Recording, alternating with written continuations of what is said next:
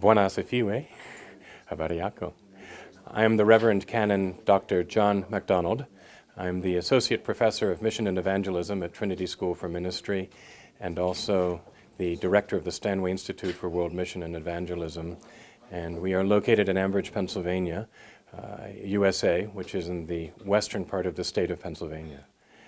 And I have been on the faculty now for 16 years and was a former missionary in Honduras for 12 years.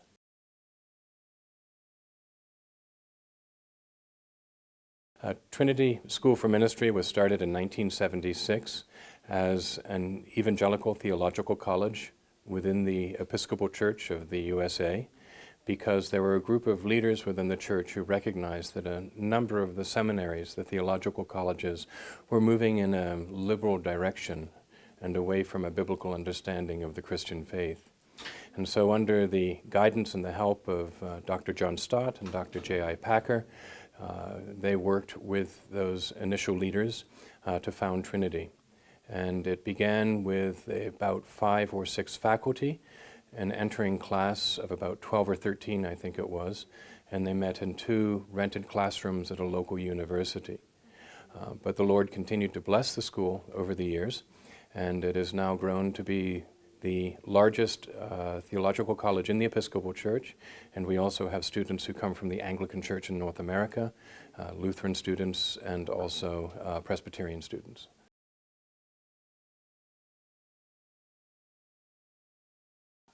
We offer a number of degree programs. Our basic degree program, which is used for ordination, is the Master of Divinity. It's a 3-year master's level program and includes a strong foundation in biblical theology, systematic theology, church history, but then also a very strong pastoral or practical side with homiletics, preaching, also parish administration, leadership, prayer book, and so on.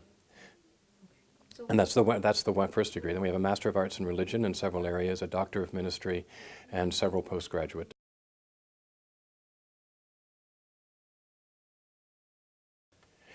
Well, I've been coming to Kenya for the last 15 years, and I have an association with this area back even at the time when it was mostly the Diocese of Mount Kenya East, and I visited St. Andrew's College of Theology and Development, as it was known then, in 2002, and it was through my relationship initially to come to the area of Canon Johnson Moringa, but we also have received the opportunity to be able to receive students to study at Trinity from this diocese. And so the Reverend Grace Kamwagiri was was invited to come to study a year ago. And then the Reverend Simon Mbiti has been here this year as well. And I made my first visit to the Diocese of Kirinyaga with Bishop Joseph Kabukwa a year ago, May.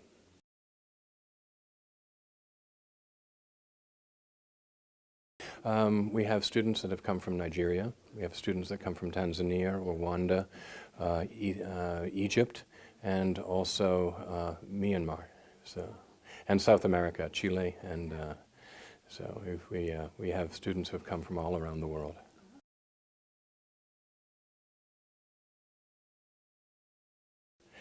Well, one of the things that we've had to work with our students is to realize that as our ordinands are ordained, that they need to see themselves as the chief evangelism officer of the local parish where they're serving, or at least as one of them.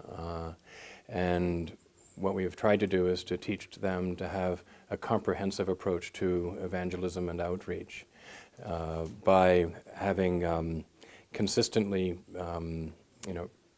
on a regular basis, evangelistic sermons that are preached on Sunday morning in church, but then also encouraging the church members to develop relationships with their non-Christian friends through their places of work or through their places of education. Because most North Americans now who come to faith in Christ do so because of a personal relationship with another Christian. And so anything we can do to increase the strength of the witness of our church members to be able to share their life in Christ with the people with whom they come in contact is all to the good.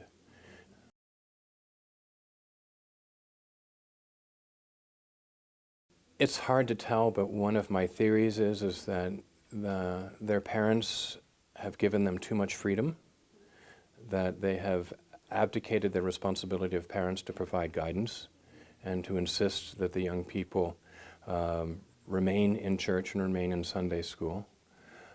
But the other possibility is that sadly we see in the West is that we are becoming a more and more secular society.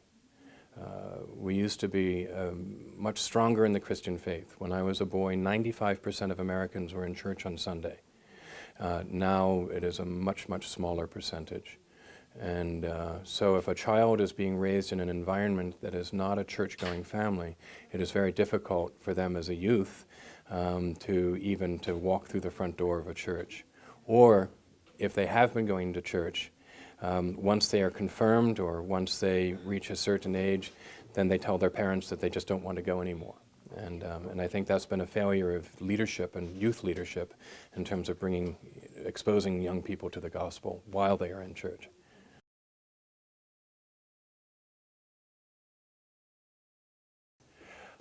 Well, first of all, they need to understand that, make sure that it is a call from the Lord.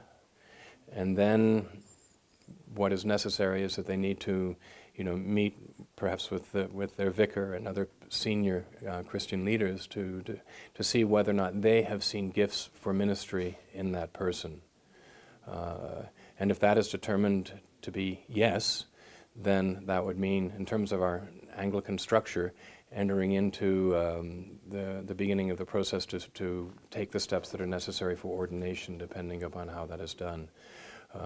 But the important thing is, and I think this is critical, is that to make sure that those going into Christian ministry have a solid foundation in terms of education, in terms of understanding the basic points of the Christian faith, that they are capable and familiar with working their way through the scriptures and are confident about that, and so on. So.